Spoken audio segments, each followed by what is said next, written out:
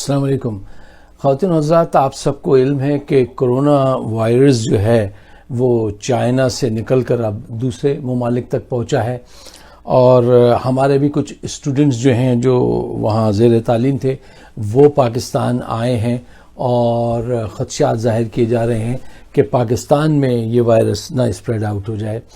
تو اس سلسلے میں چند اہم باتیں میں آپ کے سامنے پیش نظر رکھنا چاہتا ہوں۔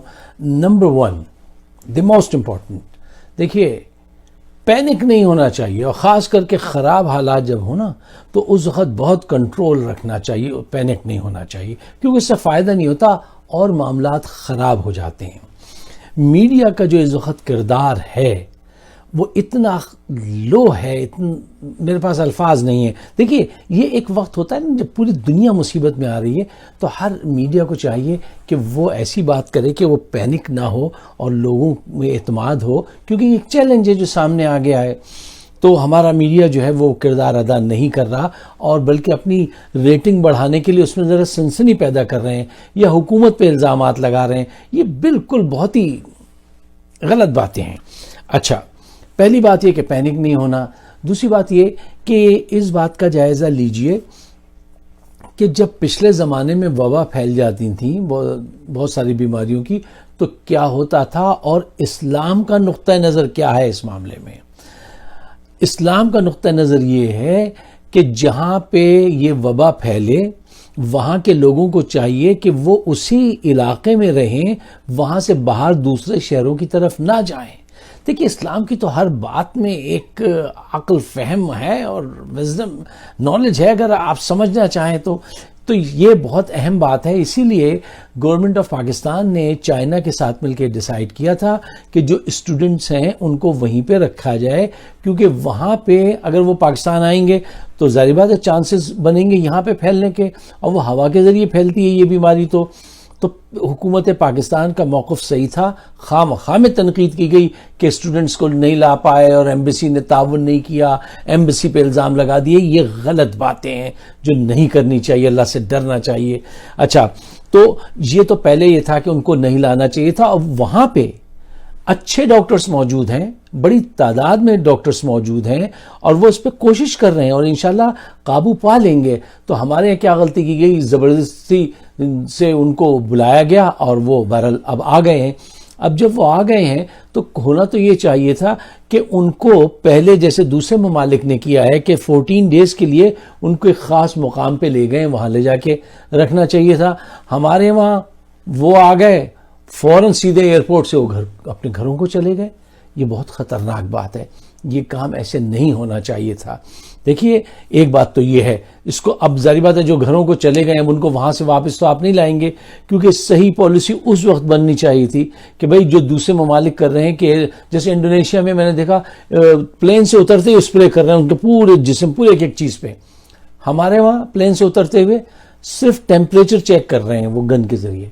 چلیے یہ بھی بہت غنیمت ہے کہ یہ ایسا کیے لے رہے ہیں، ورنہ ہماری تو آپ کو پتہ ہے کہ ہیلتھ کے معاملے میں پوری قوم بالکل ہی بیکار، حکومتیں بالکل ناقص تھیں۔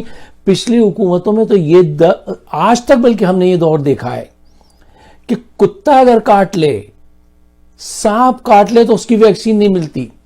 پچھلے دنوں میں نے ایک ماں کو ہاسپٹل کے باہر اپنے بچے کو اپنی گود میں لے کے تڑپتے ہوئے مرتے دیکھا ہے، کتے کی کاٹنے کی ویکسین نہیں تھی۔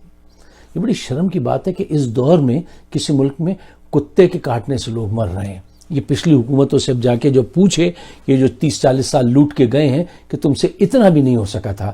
انہوں نے بہرحال اتنی تیاری کی ہے اس وقت، جو ہیلتھ کے جو منسٹر ہیں، کہ انہوں نے کافی اپنی طرف سے کوشش کی، کیونکہ ہمارا تو کوئی اسٹرکچر ہی موجود نہیں تھا۔ اچھا، دوسری بات جو آپ کو چاہیے لوگوں کو بتائیں کہ دیکھیے یہ زیادہ تر وہ لوگ اس کا شکار ہو رہے ہیں جو بڑی عمر کے لوگ ہیں یا جن کے لنگز کمزور ہیں، تو یہ لوگ اس کا شکار ہو رہے ہیں۔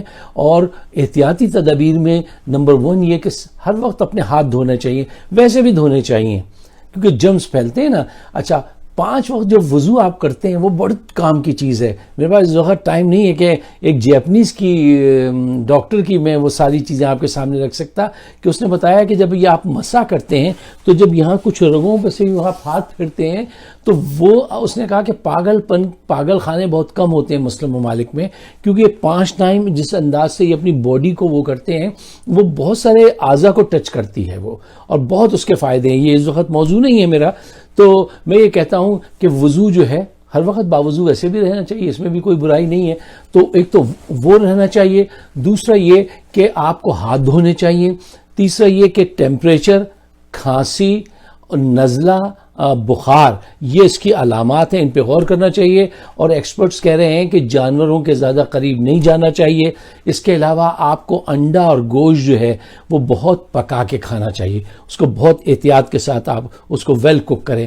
تو یہ تمام وہ چیزیں ہیں جن کو آپ اپنے ساتھ اپنائیے. اور ایک بڑے آخر میں فخر کی بات بتاؤں کہ چائنا میں ایک پاکستانی ڈاکٹر عثمان جنجوا نے قوم کا سر فخر سے بلند کر دیا.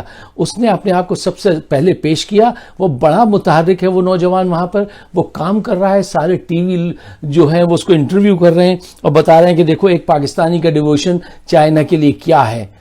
ایسا ہی ڈیووشن پاکستان کے لیے بھی ہونا چاہیے.